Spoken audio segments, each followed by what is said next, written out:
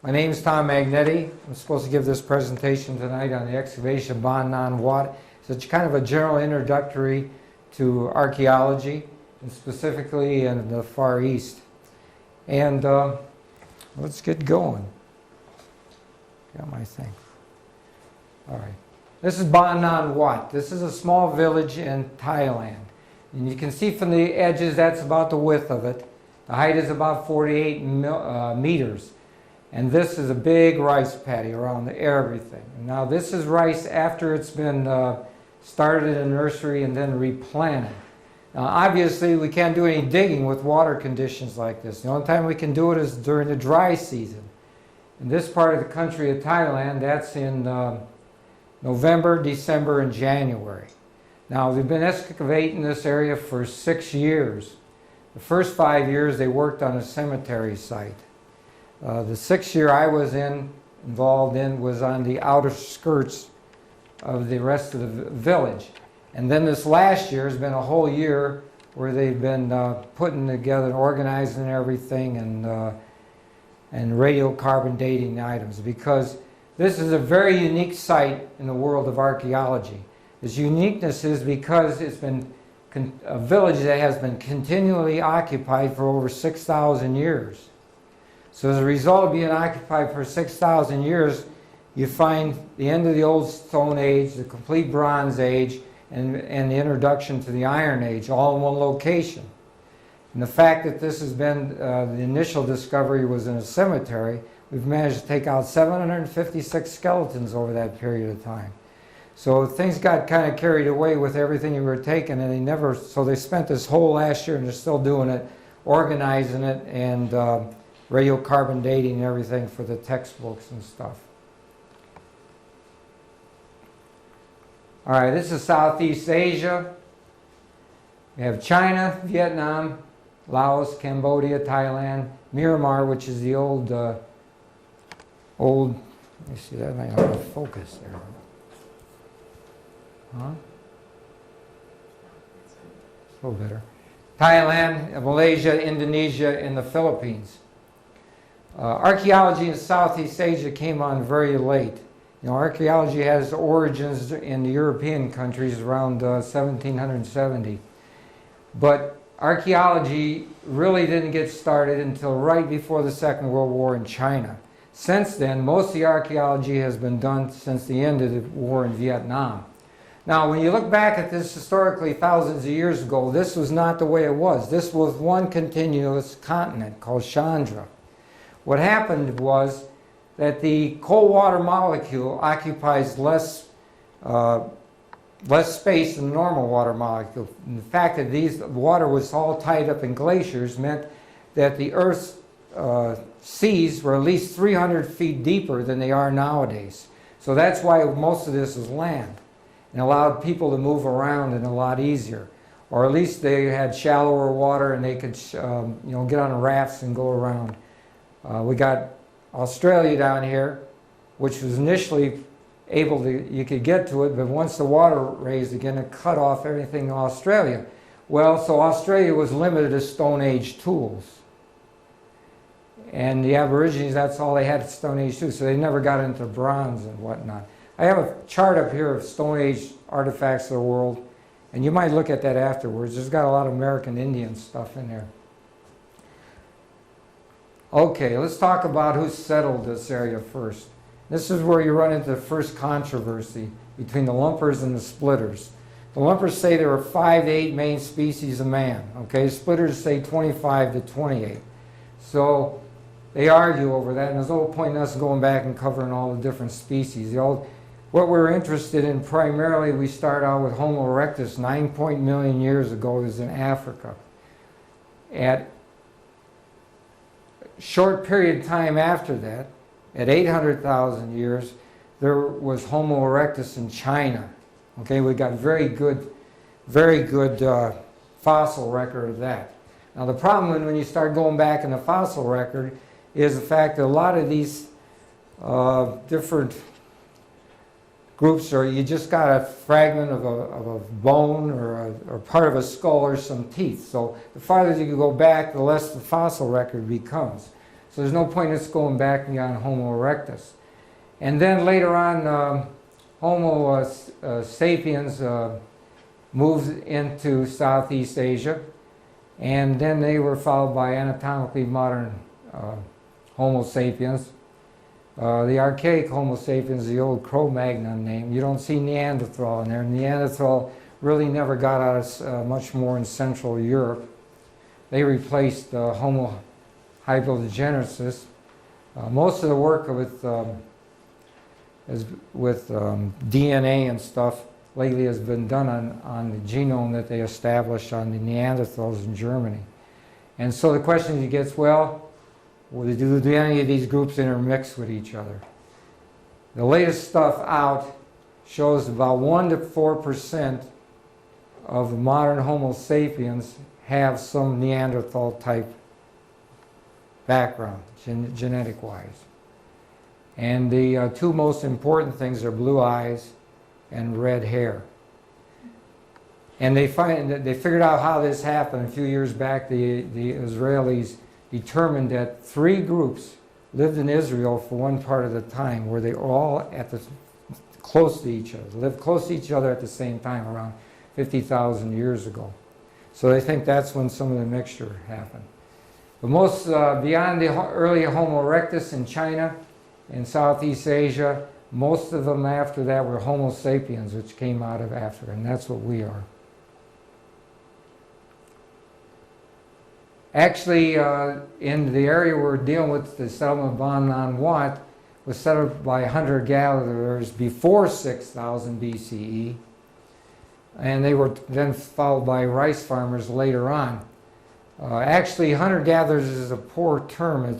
You get in the literature now, it's usually considered gatherer-hunters, because the recent studies with Homo erectus bones, the radioactive isotope studies, showed that these people basically consume plant food 57% of the time. And that was, all kinds of plants, everything from bark to nuts and berries and everything else like that. And the animal food they consumed was really, they scavenged it from the bigger carnivores in Africa. And they spent most of their time not looking for food, but trying to keep from being dinner for some of these animals. So anyway, by 6000 BC, that's before the Common Event, that's the way we date things nowadays in archaeology. Stands for the same thing. Before the Common Event was when Christ was born, but before you used to say BC, and as a kind of a sop to the Muslims, they changed it to this because, Christ really wasn't involved in everything. But by 6000 BC, the Chinese had already developed 6 varieties of rice. Here's the things we get from Southeast Asia. And you can read them down, all the different things. There were things like when the Old World came to the New World, and the Spanish conquistadors and the Portuguese, they took back with them tomatoes, potatoes, and chili peppers, tobacco. They took those things back to Europe. That's what we got from the New World. Well, these are the things Europe got from Southeast Asia over a period of time.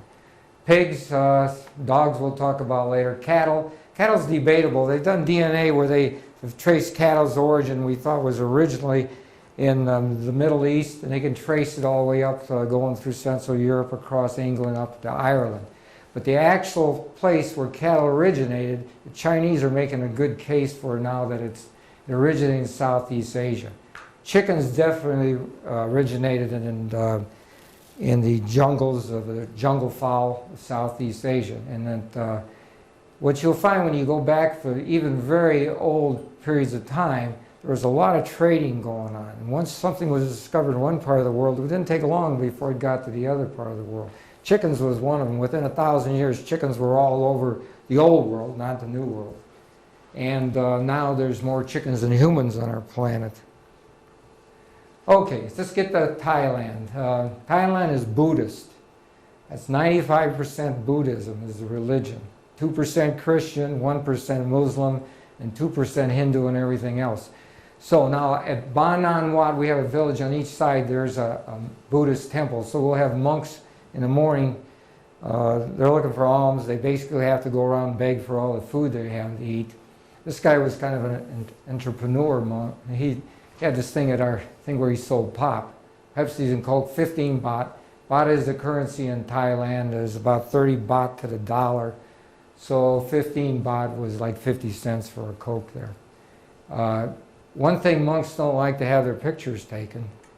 At one time it was really a big deal with them, but you know, also at one time the monks started into this when they were 13 years old, and right before they were 30 they completed and went out into the world.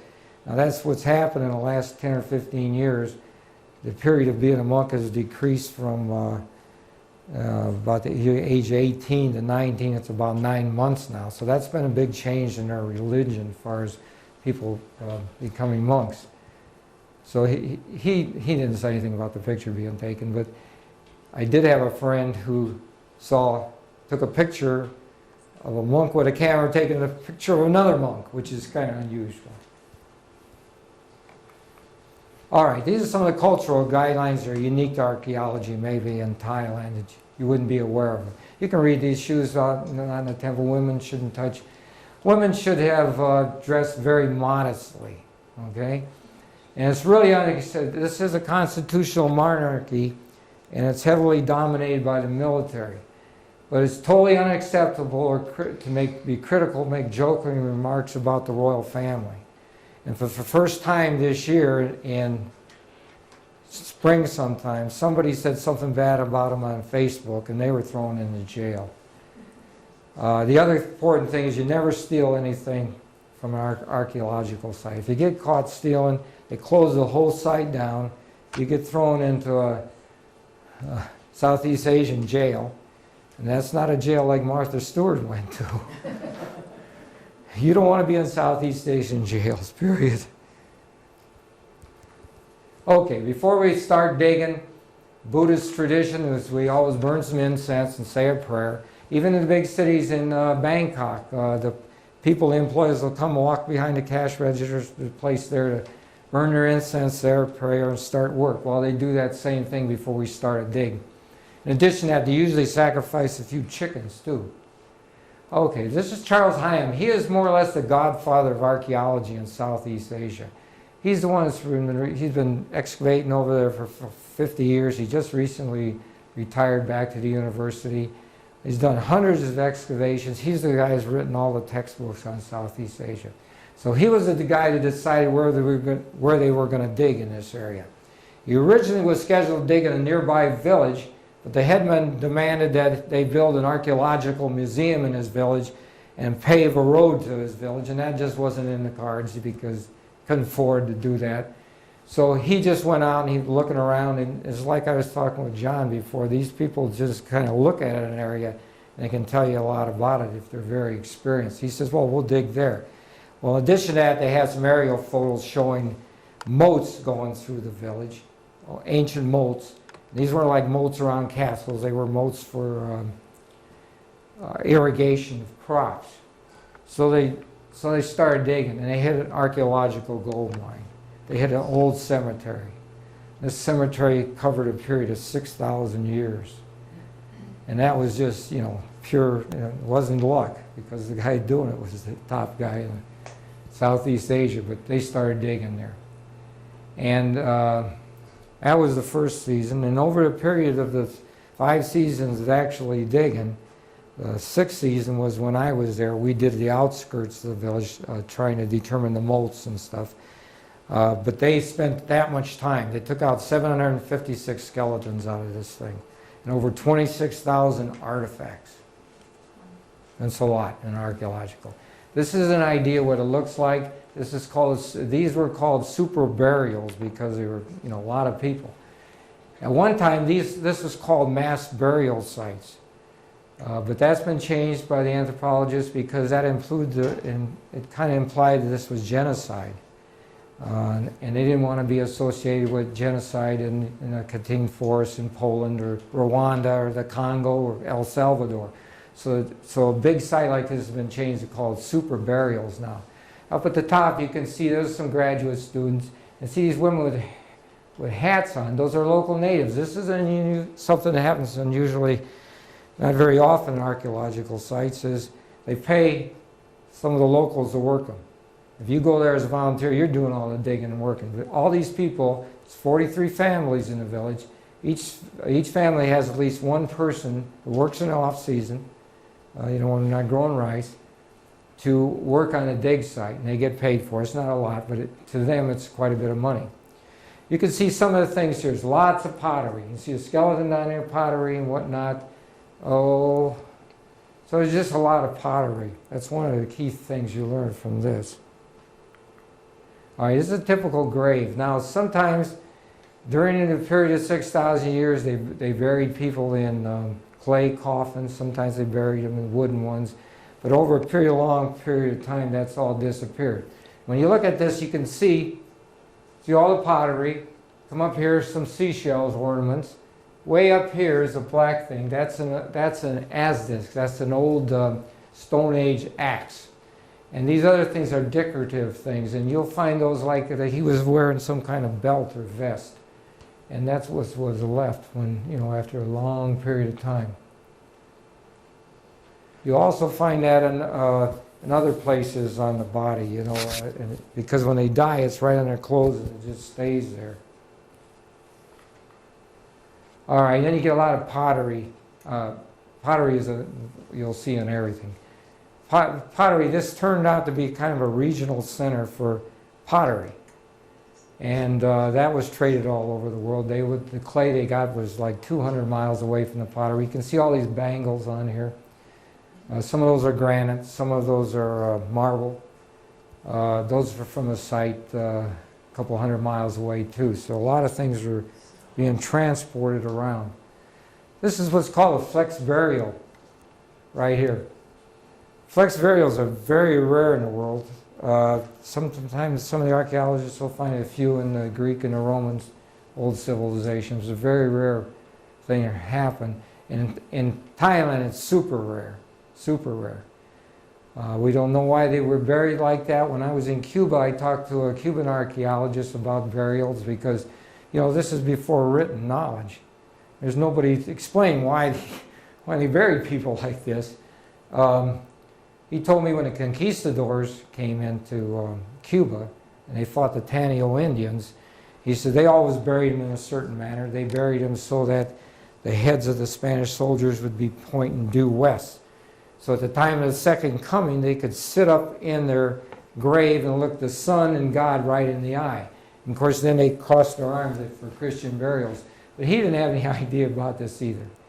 I always thought it was maybe they didn't want to dig a big hole, but anyway, there's some reasons for it. Now, where the heads are placed are very important. At Bon Non Wat in the cemetery, there were periods of time, long periods of time, thousands of years, where everybody was buried with their head pointing to the northeast. The significance of that is, it's very hard to determine. Maybe there's some kind of religious significance, people said, but you got 756 people and practically 95% were all buried with their head pointing northeast.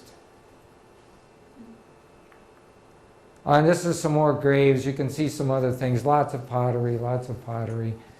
These things look like round holes. These are old post holes, wooden post holes. Over a period of time, the wood deteriorates. It leaves that nice round hole. This was our Earthwatch expedition. It was consisted of archaeologists and students. We had 12 people from the United States. 10 of them were retired. It was just me and this lady were the only two who were retired. She ran a dog grooming store. This is a retired school teacher. It's a retired physician. It's a woman retired from medical records. This is the wife of that guy. He's a retired banker. Americans. These are only two American graduate students. The rest of the graduate students were from New Zealand. Over here we had three. These are the three drivers drove our truck. Trucks had covers over the top and canvas over the top, and we wore bandanas because we were going down dusty back roads. This lady right here, she's 85 years old. She has kind of a unique story. She was the personal secretary to the French ambassador in Indochina way back when she was 20 years old. And she used to do on weekends, she'd get on buses and travel all over Southeast Asia. In those days, that was very unusual for a woman to, travel unaccompanied all over. She knew fluently 5 languages. And I'll tell you a story about her in a second. These are archaeologists. This is archaeology. This is the head of the thing, Nigel. And this is his co-head. Both of them are professors at the medical school in New Zealand. Oh, I didn't tell you about this guy. Oh, this is the archaeologist from the government of Thailand. This guy here is he's from Germany, and he's a professional photographer. That's his wife right here. And he is very well known in Europe. He was the first one after they had the things going on in Iceland and everything got blown up. He was the first one they let back in to take pictures of that for the world news. And his job on this is he was taking pictures of the artifacts for the textbooks that they were going to come out with. Let me tell you a little story about this lady since we got time. 85 years old. One night she decided that she wanted to go into the town, so I went along with her. She said, "Why don't you come along with me?" I said, "That's fine." So we went in there and we saw the market in town. Asian markets are really unusual if you've never been in them. I mean, they sell anything that moves or eats. But anyway, so we were there about half an hour. She says, "Well, let's go see the banyan tree." I said, "What banyan tree?" "Oh, the biggest banyan tree in Southeast Asia is outside of town here." I said, "Oh, that's fine." So we started, and we were walking about 45 minutes. It's starting to get dark. I said, I says, how far is this?" "Well," she said, "I was here 60 years ago. I remember maybe being a little closer." I said, "It's getting dark." I said, "Maybe we ought to do this another night." She said, "Okay." So we went back to town, and it was dark by then. Because then we had to get a motorcycle with a little cart behind it to take us to our hotel. I got it back at the hotel. I looked at my guidebook, and this thing was like 10 miles from the town. There's no way we would have even came close to being back. You don't like to wander around foreign countries anyway at night. Cuba's about the only place that's safe. Anyway, okay, this is my square. When I got there, the Nigel, they were digging, and he said, "Well," I says, "I don't mind digging." He said, "We got the natives do most of the work." And he said, "You can do whatever you want." I said, "I wanted to go to see the 2 archaeological museums in the province because they're real well known, beautiful museums." And he said, "That's fine." He gave me a driver one day. He took me all around the villages, different villages and stuff. And I said I wanted to work with the teeth and the bones. He said, "We'll work that out too." So first, I put some time digging in here. You can see, here's typical archaeology. Here's your trowel. Here's your brush, paintbrush to brush things off. If you look right here, these are shells that I found down in an area. A couple hundred of them. The closest ocean is maybe 200 miles away. So, there was a big trading system going on. Those were decorative things used on people's clothing. We were just about down to the bottom of how deep we were going to go. With this guy standing, that's about where it finished up. Just down the thing, everybody thought this was some kind of oven right down here. I was working down in this area, and I came with 2 big softball-sized clumps of dirt. And one weighed twice as much as the other one. And what's going on? So I broke this all apart. This one I couldn't break apart. Turns out to be iron slag. So this was some kind of furnace involved in the Iron Age. Right back here, a couple days ago, they found a skeleton of a dog back in there. But like I said, most of the human stuff was all in the cemetery. All right, first thing is this area of Thailand is, there hasn't been any alligators or elephants or tigers for over 1,000 years, so you don't have anything to worry about too much except cobra snakes come around. So every morning before you go down to the dig, this guy's the foreman, he goes down there and checks it out for scorpions and any snakes. And one day he pulled this snake up here, and you can't see it too well, but he's grinning kind of good. That's going to be a nice meal for his family in the afternoon.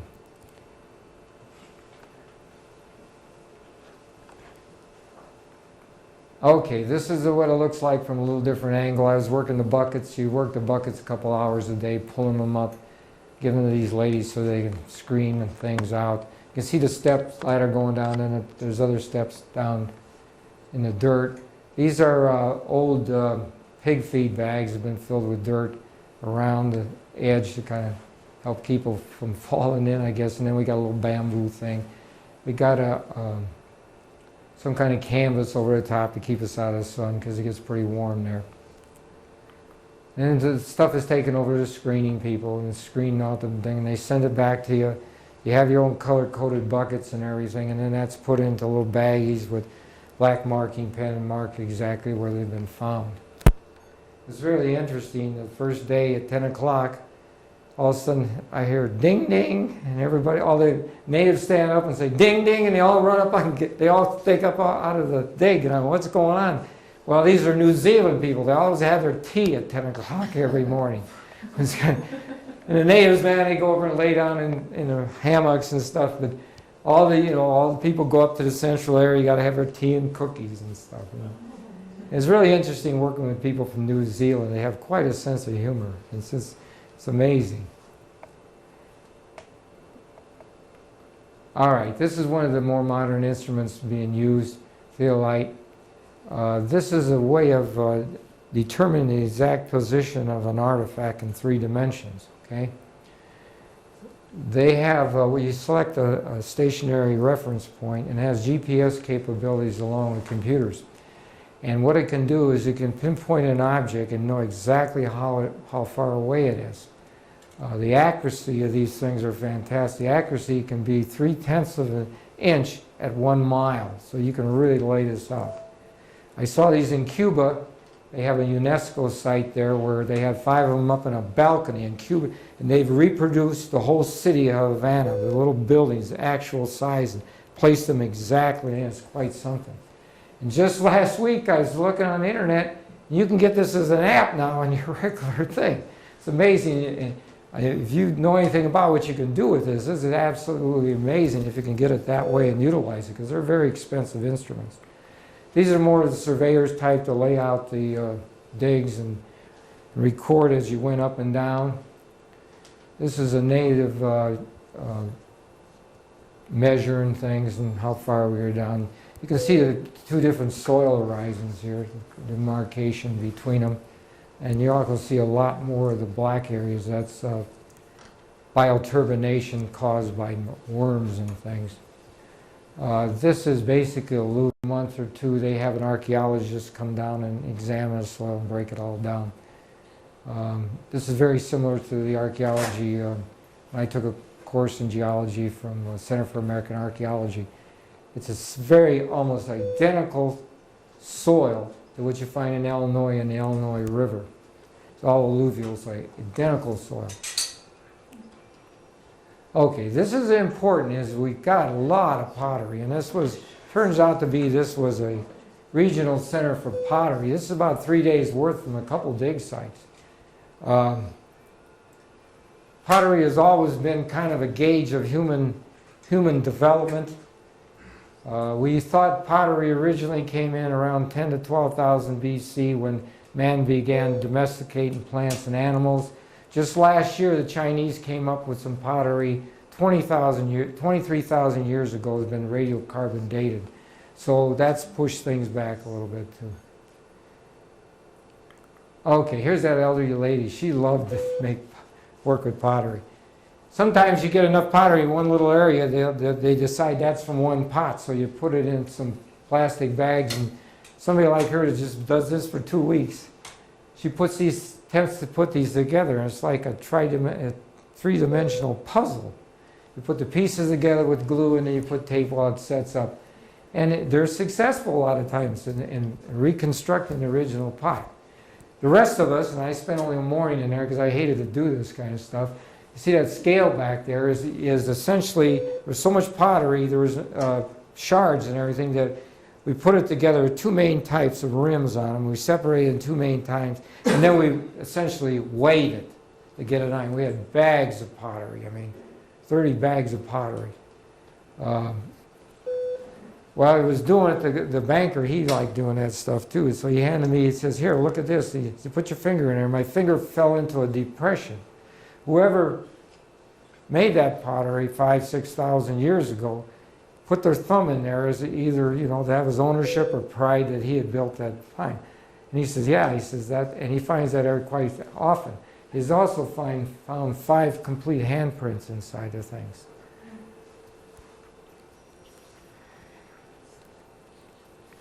This is the kind of pottery that's unique to that area, Femai. It's Femai black pottery. And pottery is unique to different parts of villages, but this is Femai black pottery. And it's been painted, and that's kind of a ritualized face on there. Okay, so then I got shifted over and I got a chance to work with the teeth and the bones and everything, because I'm a dentist. I used to retire dentist. So I had some interest in dental anthropology. And this is the lower mandible. The latest DNA studies have shown it takes about 43,000 years to get a really major change in a jaw to occur. These molars and everything, this is basically the size of the jaw nowadays. If you go back to Homo erectus, those molars will sometimes be the size of marshmallows. So some changes have happened, very little in the last few thousand years. Neanderthal they found. Now there's a latent period between when the second molar erupts and the third molar in our society. There they come, they come in a lot earlier. The third molar wisdom teeth don't come into maybe 17 or 18 in our society. All right, so that's why I was busy working there for a couple days, really using a toothbrush and little dental instruments to get the crud off the bones and clean them up and everything. And this is kind of an aside. This is a very big animal. This is the same family as a mastodon. I found this down in the Mexican Transvolcanic Belt 4 years ago, out in the Badlands, when I was with an archaeological program from Earthwatch. But the reason I put it in here, besides bragging about it, is this white thing is all enamel. All enamel. Now this is worn away because this animal chewed like a cow, horizontally, and you got some stones or pebbles in there and ate away the enamel. But you see enamel? Enamel's 4.8 million years old. So that's how sturdy enamel is. And you really have to have an acidic soil for enamel to be attacked over a long period of time. This is a stegnodon. When I got it, I found it. We thought it was all encrusted and thing, and really I identified it up in the side of the ravine by these condylar areas on the jaw. But it's 4.8 million years old. There was a volcanic line run right across the top that had been dated previously. And it wasn't a mastodon. It would have been the second mastodon in the last 20 years found there. It was a stegnodon, which made it rare. Stegnodon is kind of in the same family as a mastodon, but it's smaller. And so when they cleaned it up at the university, they found out it was a stegnodon, and that made it rare. That is only the sixth complete jaw of a stegnodon ever found on the North American continent. Okay, it was put in the museum, in the Natural History Museum in Mexico City. And the head of the expedition had his name on it. I didn't even have my name on it. I was the guy who found it. So anyway. But that shows you how enamel lasts a long time. I spent a lot of time identifying teeth. In dental anthropology now, the big emphasis is on wear and abrasion and what kind of foods people were eating. Those are simply the older way of identifying teeth, where the upper lowers and whatnot. All right, this is a process called plastic deformation. If you can see the upper jaw there, this is a midline right here, should be over here. So this whole thing is squashed over there. That's caused by the weight of being buried in a cemetery for a long period of time. It pushes down. The other thing you notice about this, look at all the dirt around it. That looks exactly like the bone, doesn't it? It's very difficult to clean up a fossil like this. Very difficult. Oh, it'll hibernate automatically. Okay. Plug in or find another power source. What you gonna do, Mark? Is that what's been beeping? Yes. Yes. Right here's a little piece of pottery embedded in the skull too. Just plug it in. If I plug it into another outlet. Yeah, you probably could. Plug in or find another power source. So you were running on battery.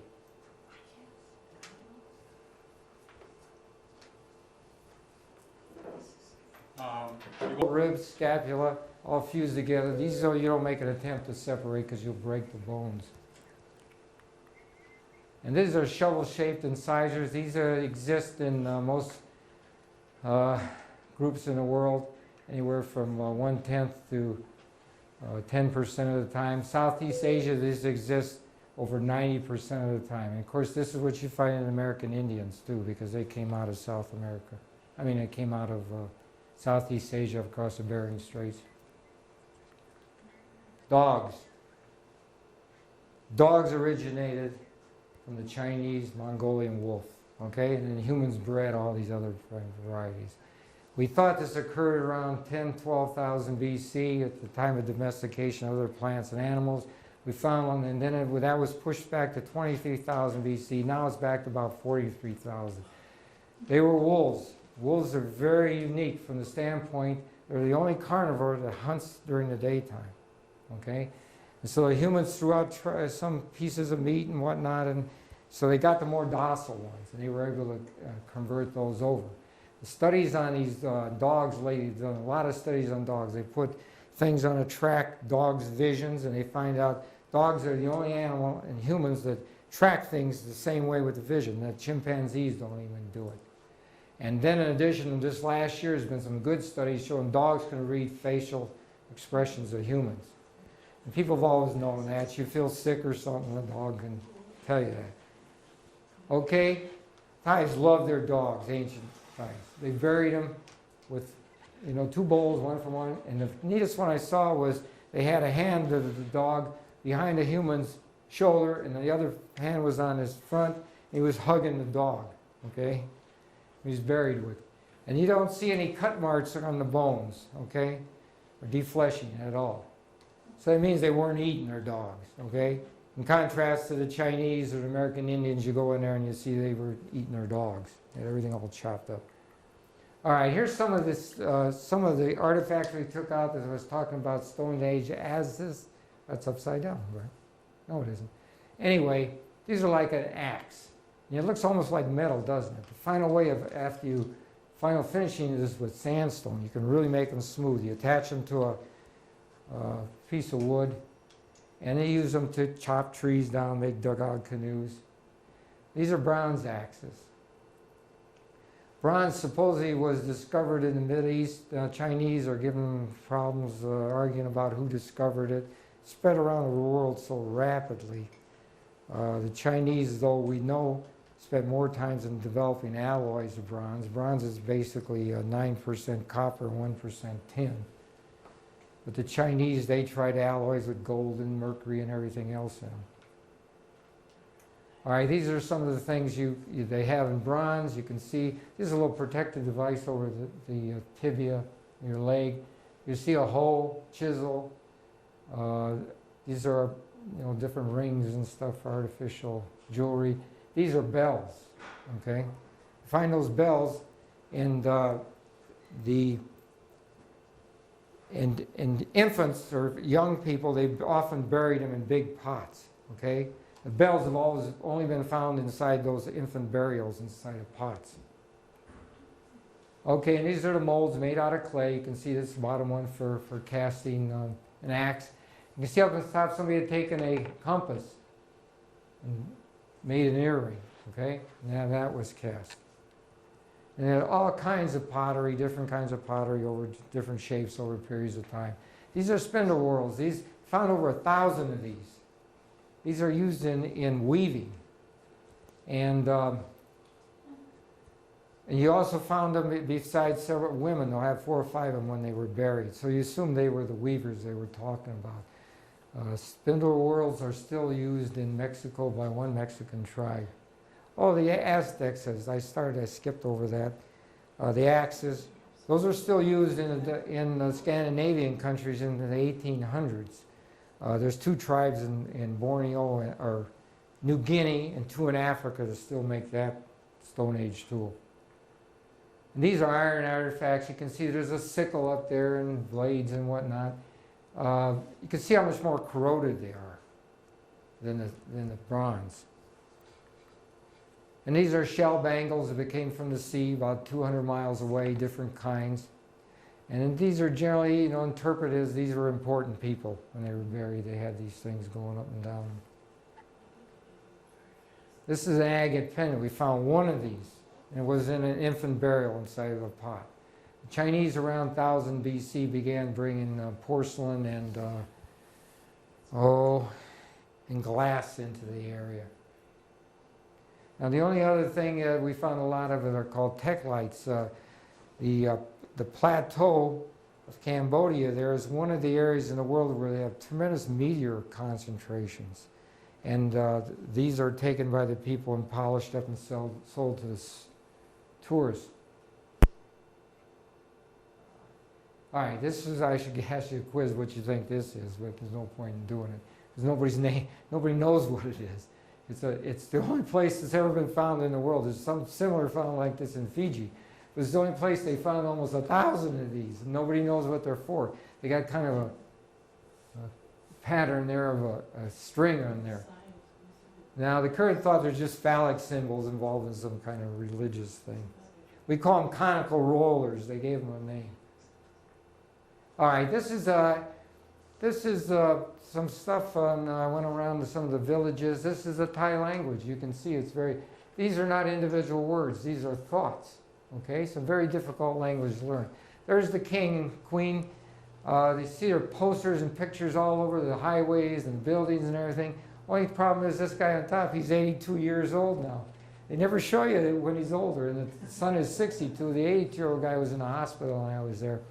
And so people kind of they don't like the young son. They like one of these people to begin. This isn't Bon Non Wat. There's no cars in Bon Non Wat. It's two things. These are, and I don't know if you've ever seen The Amazing Race on television. A couple years ago, they went to Thailand. They had to reconstruct one of these spirit houses. And this is a nicer village. You can tell, see the nice patio and the furniture and the home and everything. It's a little more upscale.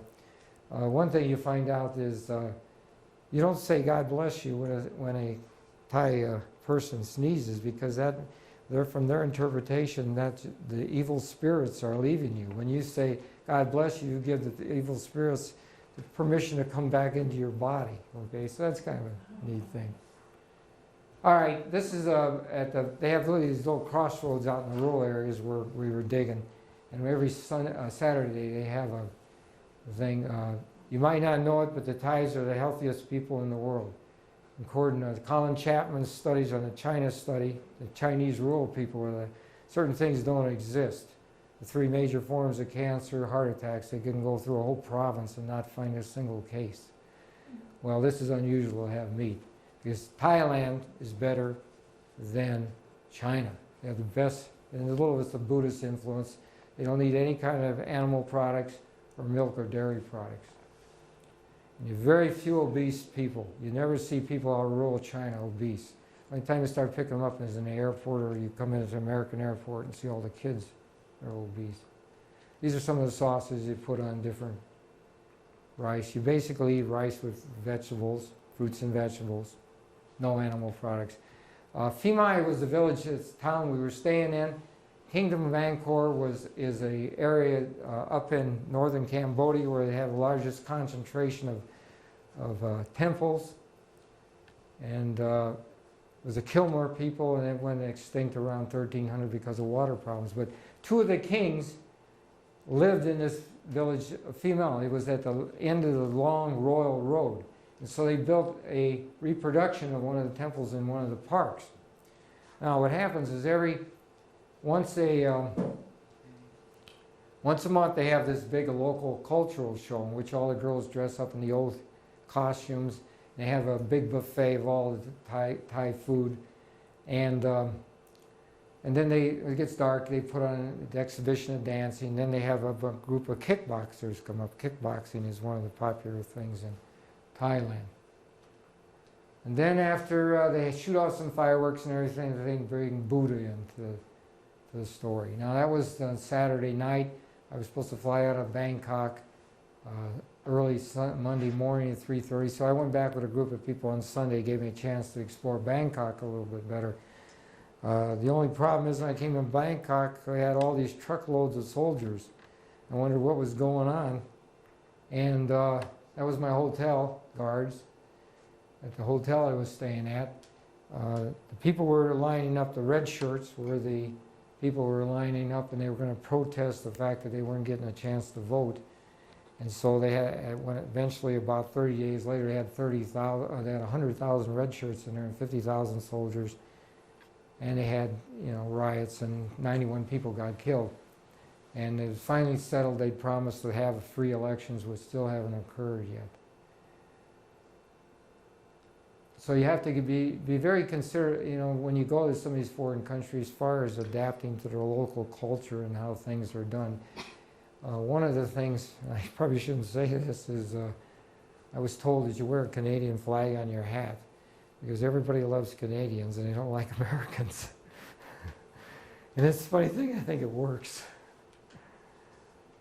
Well, I rushed through some of that because I thought I was going to lose my battery, but anyway, this is acknowledge Earthwatch Foundation. If any are interested in doing these kind of things, Earthwatch a couple of years ago made a decision to eliminate most of their archaeology, the ones in, and now they still run a couple of programs. One is a Roman fort up in England, another one is an area in Tuscany, and the third is next year they're starting a project in Mongolia, in the Gobi Desert.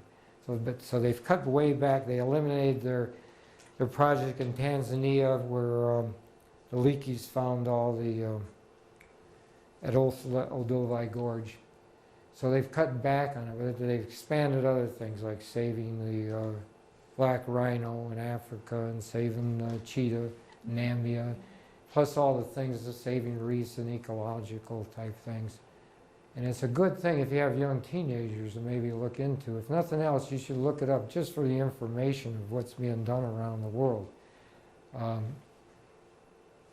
What happens is, that's why I told you we had, you know, 10, 11, 12 people on that were retired. Well, this is kind of a neat way of traveling around the world. So you get on an Earthwatch expedition to Tuscany and you go 3 days early and you go around Italy. And then stay longer 3 days and you finish up, and so you end up having a nice trip, and you get it's a foundation, so it's all tax deductible, and you even get the airfares. I don't know if you're aware of the missionary airfares. First time I was exposed to them was when I lived with the Quechua Indians with a missionary down in Belize, and it's like 1/3 the normal airfare. And so that's another thing you get a nice cut on. So those are things to do. And that's it. I rushed through some things because I thought I was going to lose my stuff, but I think you covered this. You know, you get kind of a general feel for things. Some of you have done some archaeology. It's a little more extensive than what you've been exposed to in college as far as numbers and things. But it's all basically the same types of things, and you can get a lot of enjoyment out of it. I do it as a hobby.